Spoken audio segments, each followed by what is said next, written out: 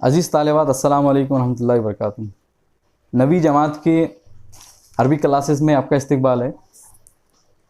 आज का जो सबक है वो है मुज़क्कर और मुअन्नस के बारे में। हर ज़बान में मुज़क्कर और मुअन्नस के कायदे होते हैं जिसके तहत मुज़क्कर भी बनाई जाती है और मुअन्नस भी बनाई जाती है। जिस तरह उर्दू ज़बान और हिंदी ज़बान में लफ्ज़ या तो मुज़क्कर होगा या मुअन्नस होगा, उसी तरह अरबिक में भी लफ्ज़ या तो मुज़क्कर होगा या मुअन्नस होगा।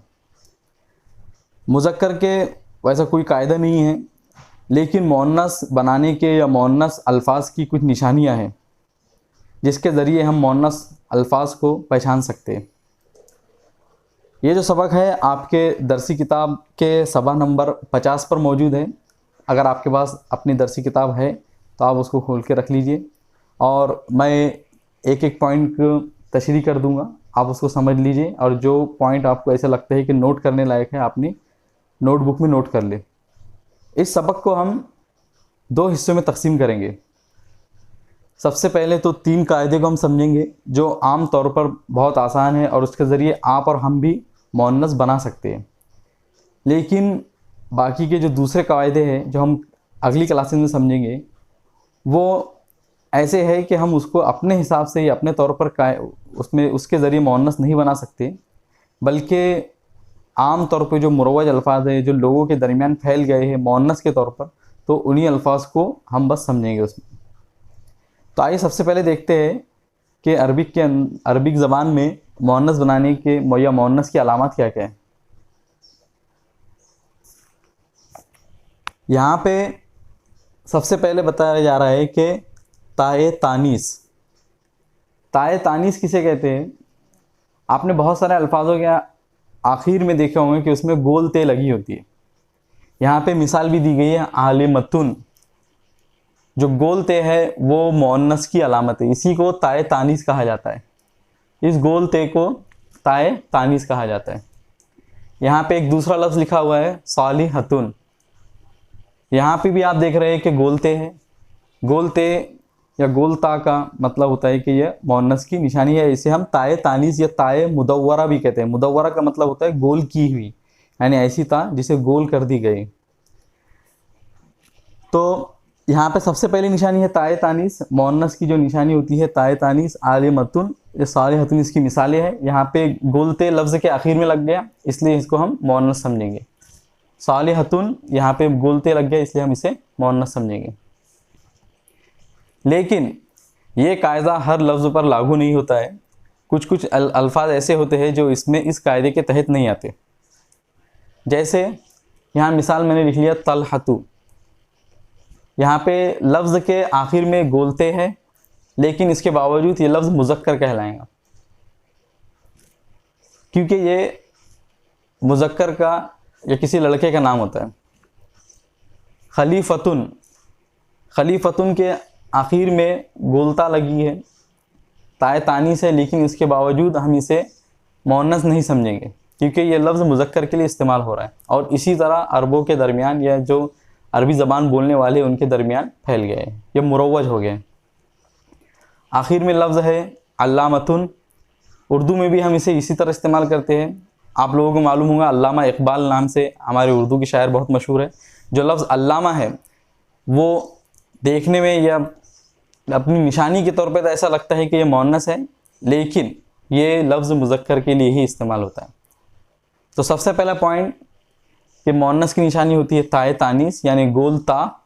जब ये किसी लफ्ज़ पर लगता है तो उसको हम मुअन्नस समझेंगे। दूसरी निशानी है अलिफ मकसूरा। अलिफ मकसूरा किसे कहते हैं? यहाँ पे कौसैन में देखिए या और उसके ऊपर खड़ा ज़बर। या पर जब खड़ा ज़बर होता है तो उसे हम अलिफ मकसूरा कहते हैं। जब किसी लफ्ज़ के आखिर में अलिफ मकसूरा आए या पर खड़ा ज़बर आए तो उसे हम मुअन्नस समझेंगे। मिसालें यहाँ पे है उज़्मा, ये बहुत सारी लड़कियों का नाम होता है उज़्मा।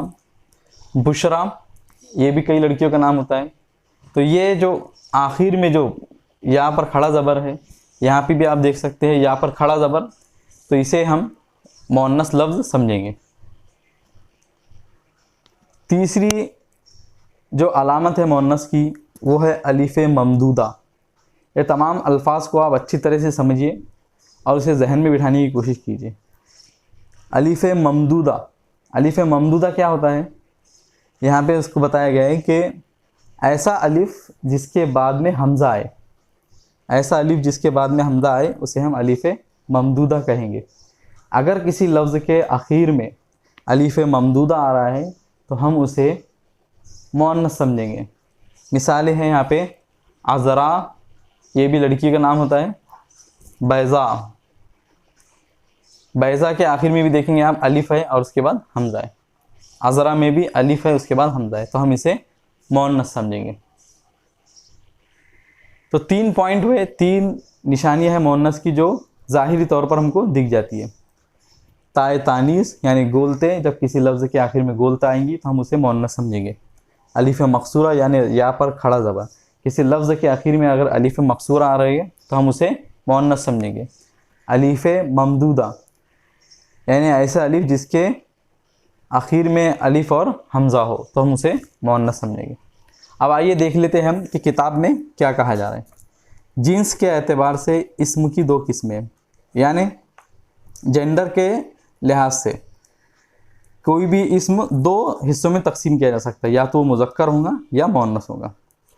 ज़ाहिरी तौर पर मुअन्नस की 3 अलामतें यहाँ पे मैंने जो लिखा है उन्हें ज़ाहिरी तौर पर यानी हम लफ्ज़ को लफ्ज़ में ही देख लेते हैं कि इसमें कोई निशानी मौजूद होती है। नंबर 1 ताए तानीस या ताए मुदव्वरा, जैसे आलिमतुन, आलिमतुन मतलब जानकार, इल्म रखने वाली। आबिदतुन, आबिदतुन आबिदतुन में भी देख रहे हैं आप कि आखिर में बोलते हैं। आबिदतुन मतलब इबादत करने वाली। करीमतुन और सालेहतुन, करीमतुन मतलब होता है शरीफ और सालेहतुन मतलब साले नेक। अब यहाँ पे जो पॉइंट मैंने यहाँ समझाया था उसके बारे में कहा जा रहा है यहाँ पे कि हर वो इस्म जिसके आखिर में ताए मुदव्वरा हो, ज़रूरी नहीं है कि वो मुअन्नस हो। जैसे तलहतु, अलीफतुन, अल्लामतुन, ये अस्मा मुज़क्कर हैं। क्यों? मैंने जैसे कि बता दिया कि ये मुज़क्कर के तौर पर ही इस्तेमाल होते हैं, इसलिए इसे हम मुज़क्कर समझेंगे।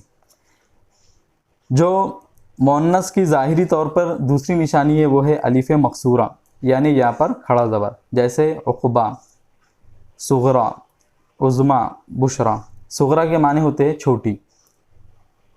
जो तीसरी निशानी है वो है अलिफ ममदूदा यानी अलिफ के बाद में हमज़ा है, जैसे अज़रा, बैज़ा, बैज़ा मतलब होता है सफ़ेद।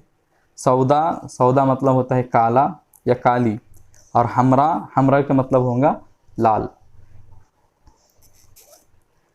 तो उम्मीद है कि आपको ये 3 पॉइंट समझ में आ गए होंगे। हम इस सबक का जो दूसरा हिस्सा है वो कल समझेंगे या अगली वीडियो में समझेंगे। अस्सलाम वालेकुम।